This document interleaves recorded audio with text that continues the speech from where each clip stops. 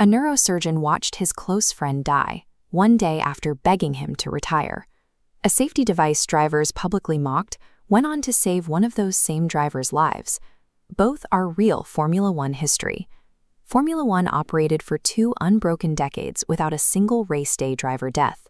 But that safety record wasn't the result of proactive engineering. It was built through a tragic, strict feedback loop, where every structural safety advancement was directly forced by a catastrophic failure.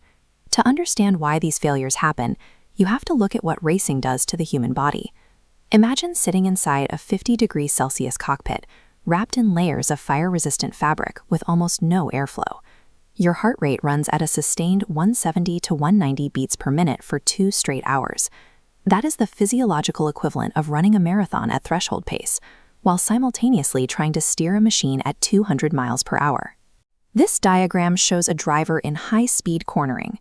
The effective body weight of a driver, and even the blood in their circulatory system, is pulled sideways by 5 to 6 Gs of lateral force. F1 drivers have to undergo sport-specific neck conditioning just to prevent their neck muscles from failing and their head from dropping under the load before the race ends. But conditioning can only do so much against the physics of a sudden deceleration. In a high-speed frontal crash, a 5 or 6-point harness perfectly restrains the driver's torso. However, the head, which weighs roughly 5 kilograms once you add a helmet, is left completely unrestrained. The torso stops immediately, but the head continues violently forward under its own momentum. Because cockpit engineers had successfully protected the torso, but completely ignored the head, this head-neck junction became the sport's deadliest remaining vulnerability. Fixing it would require a mechanically precise solution, but motorsport's resistance meant it would take an undeniable tragedy to force that change. The push to modernize trackside medicine started with this man, neurosurgeon Sid Watkins. In 1978, the sport's medical infrastructure amounted to little more than volunteer first aid tents. Watkins was mandated to build a universal medical response system from scratch, beginning his tenure working out of a converted bus. For 16 years, Watkins steadily improved the trackside extraction teams and helicopter protocols.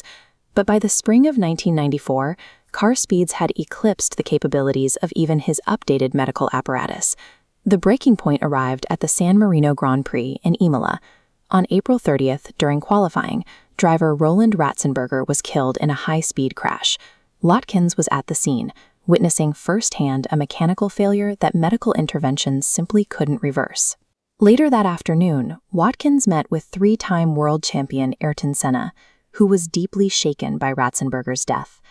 Watkins pleaded with him to retire, telling him, "Give it up and let's go fishing." Senna replied, "I cannot quit. I have to go on." The very next day, during the race, Senna crashed into a concrete wall. Watkins rushed to the wreckage, kneeling beside the car, helpless to save his friend. Formula One's global audience had grown to hundreds of millions by 1994. The public nature of this grief, broadcast in real time, made the human cost impossible to ignore. In the immediate aftermath, the governing body formed the FIA Expert Advisory Safety Committee, putting Sid Watkins in charge of permanently redesigning the sport's approach to survival. While Watkins was restructuring Formula One from the inside, the solution for the sport's deadliest injury had already been invented thousands of miles away. Back in 1981, after a fellow racer died of a basilar skull fracture, where the base of the skull separates from the spine, Robert Hubbard and Jim Downing began working on a way to physically stop the head from snapping forward in a crash. Their mechanical solution was the head and neck support, or HANDS device. It is a carbon fiber collar that sits on the shoulders. Tethers connect the collar directly to the back of the helmet, creating a physical anchor that catches the head's forward momentum before the sheer force can break the driver's neck. This chart shows the device's undeniable efficacy during 1989 crash sled tests. Without the collar, a high-speed impact puts 740 pounds of tension on the neck. The HANDS device drops that force to just 210 pounds, an 80% reduction in transferred energy. Yet, despite perfect engineering data, adoption was agonizingly slow. Drivers complained about the aesthetics and the restrictive feel. It took the lingering shadow of Senna's death in 1994, and then the fatal basilar skull fracture of NASCAR icon Dale Earnhardt in 2001 to finally overcome that resistance. Formula One officially mandated the HANDS device in 2003, 22 years after the initial design. In the culture of professional motorsport, flawless crash test data is never enough to overcome institutional inertia. It requires the undeniable shock of a superstar's death to force a mandate. That pattern repeated itself in the mid-2010s with the Halo. Following a string of head injuries from flying debris, engineers designed a curved 9-kilogram structure made of grade 5 titanium. It mounts directly over the cockpit to protect the driver's exposed cranium from blunt force impacts. When the FIA mandated the Halo in 2018, it faced immediate backlash. Fans and drivers hated the look, arguing it ruined the sport's open cockpit tradition. One of its most vocal critics was driver Romain Grosjean, who publicly ridiculed its appearance. The criticism abruptly stopped on November 29, 2020.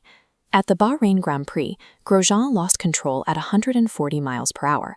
He struck a steel barrier, triggering a 53G impact that split his car in half and engulfed it in a massive inferno. Grosjean walked out of the flames with a fractured rib and minor burns to his hands. Safety analysts directly attribute his survival to the Halo, which acted as a titanium wedge, physically parting the steel barrier and preventing it from crushing his head. Subjective arguments about a sport's aesthetic tradition instantly evaporate when confronted with the unforgiving physics of a 53G impact. Modern motorsport safety isn't born from abstract planning.